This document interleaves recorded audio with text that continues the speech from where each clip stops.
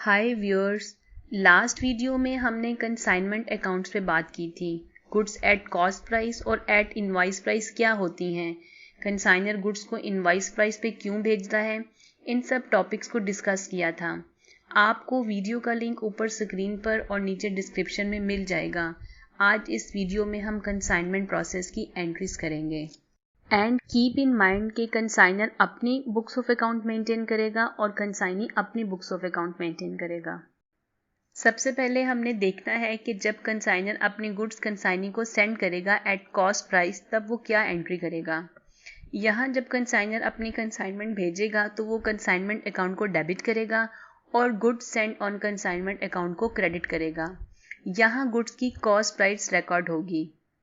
अगर कंसाइनर अपनी consignment invoice price पे भेजता है, जैसे अगर गुड्स की कॉस्ट 100 रुपीज़ है और कंसाइनर उसको 150 रुपीज़ पे सेंड करता है, तब हम क्या एंट्री करेंगे। मैंने लास्ट वीडियो में बताया था कि कंसाइनर अपनी कॉस्ट को हाइड करने के लिए कंसाइनमेंट को इनवॉइस प्राइस पे सेंड करता है, इसलिए यहाँ वो कंसाइनमेंट अकाउंट को डेबिट करेगा और goods send on consignment account को क्रेडिट करेगा 150 रुपीज़ से। बट कंसाइनमेंट अकाउंट में गुड्स हमेशा कॉस्ट पर रिकॉर्ड होती हैं और इसलिए हम इस इनवॉइस प्राइस को भी कॉस्ट प्राइस में लेकर आएंगे, जिसके लिए हम एक और एंट्री करेंगे जिसमें हम goods send on consignment account को डेबिट करेंगे और कंसाइनमेंट अकाउंट को क्रेडिट करेंगे ₹50 से। अब गुड्स कॉस्ट प्राइस पे आ गई हैं। अब जब कंसाइनर गुड्स को सेंड करेगा तो उस पर कुछ एक्सपेंसेस होंगे, like packing cost, freight, loading, transit, insurance, excise duty etcetera. अब जब कंसाइनर ये एक्सपेंसेस करेगा तो वो कंसाइनमेंट अकाउंट को डेबिट करेगा और कैश अकाउंट को क्रेडिट करेगा। जब गुड्स कंसाइनी के पास आ जाएंगी तो वो भी गुड्स को गोडाउन तक लाने में कुछ एक्सपेंसेस पे करेगा, जो बाद में कंसाइनर से रिफंड होंगे।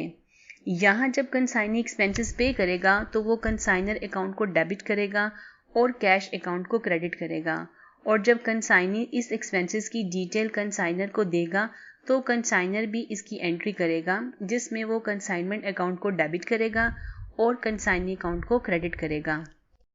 अब कंसाइनी ने गुड्स सेल की हैं, कुछ कैश में की हैं और कुछ क्रेडिट में सेल्स की हैं। कंसाइनी के पास कैश आ गया है, जिसकी वो एक एंट्री करेगा जिसमें कंसाइनी कैश को डेबिट करेगा और कंसाइनर अकाउंट को क्रेडिट करेगा, बिकॉज कंसाइनी ने ये पैसे कंसाइनर को पे करने हैं, और अगर क्रेडिट पे सेल की हैं तो बिल रिसीवेबल अकाउंट को डेबिट करेगा और कंसाइनर अकाउंट को क्रेडिट करेगा। अब यहाँ कंसाइनर भी सेल की एंट्री करेगा जिसमें वो कंसाइनी अकाउंट को डेबिट करेगा और कंसाइनमेंट अकाउंट को क्रेडिट करेगा, बिकॉज कंसाइनर ने ये पैसे कंसाइनी से कलेक्ट करने हैं। जब कंसाइनी कंसाइनर को पेमेंट ट्रांसफ़र करेगा तो वो यहाँ कंसाइनर अकाउंट को डेबिट करेगा और कैश अकाउंट को क्रेडिट करेगा, बिकॉज उसकी जो लायबिलिटी थी उसने कंसाइनर का पैसा वापस करना है, और जब कंसाइनर पेमेंट रिसीव करेगा तो वो कैश अकाउंट को डेबिट करेगा और कंसाइनी अकाउंट को क्रेडिट करेगा, बिकॉज उसको अपना पैसा मिल गया है। जब कंसाइनी अपनी कमीशन चार्ज करेगा तो वो कंसाइनर अकाउंट को डेबिट करेगा और इनकम अकाउंट को क्रेडिट करेगा, बिकॉज उसने इनकम अर्न कर ली है और उसने अपनी इनकम कंसाइनर से कलेक्ट करनी है। और जब कंसाइनर कंसाइनी को कमीशन पे करेगा तो वो कंसाइनमेंट अकाउंट को डेबिट करेगा और कंसाइनी अकाउंट को क्रेडिट करेगा, बिकॉज कमीशन एक एक्सपेंस है, इसलिए हमने कंसाइनमेंट अकाउंट को डेबिट किया है। जब स्टॉक एक प्लेस से दूसरी प्लेस भेजा जाता है तो उसमें से कुछ स्टॉक डैमेज भी हो जाता है, जो सेल के काबिल नहीं रहता। ये बिजनेस का लॉस होता है। अब लॉस की भी 2 टाइप्स होती हैं, एक को हम नॉर्मल लॉस कहते हैं और दूसरे को हम एबनॉर्मल लॉस कहते हैं।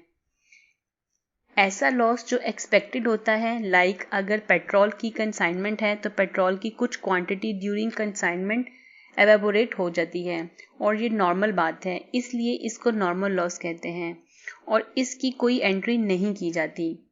बट कुछ लॉस एबनॉर्मल होते हैं, जैसे स्टॉक को आग लग जाना या स्टॉक का चोरी हो जाना, इसकी एंट्री की जाती है, जिसमें कंसाइनर पहले लॉस की कॉस्ट कैलकुलेट करता है और उसकी एंट्री करता है जिसमें लॉस ऑन कंसाइनमेंट अकाउंट को डेबिट करेगा और कंसाइनमेंट अकाउंट को क्रेडिट करेगा। अगर गुड्स इंश्योर्ड हैं तो इंश्योरेंस कंपनी से क्लेम करेगा और जो क्लेम रिसीव होगा उसको लॉस ऑन कंसाइनमेंट में एडजस्ट करेगा, जिसकी एंट्री होगी इंश्योरेंस क्लेम अकाउंट डेबिट और loss on consignment account credit.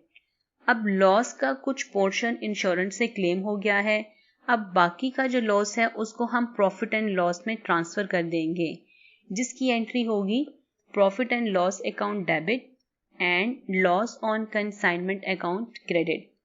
I think हमने मोस्टली जर्नल एंट्रीज पे बात कर ली है। नेक्स्ट वीडियो में हम एक क्वेश्चन भी सॉल्व करेंगे। आई होप आपको आज का लेक्चर क्लियर हो गया होगा। Thanks for watching. If you found this video useful, give it a like, share it and comment it. Subscribe if you haven't already. As always, if you have got any questions, let me know down below in the comments. And maybe if you are feeling comfortable, you can join us on my Facebook group also. See you next time.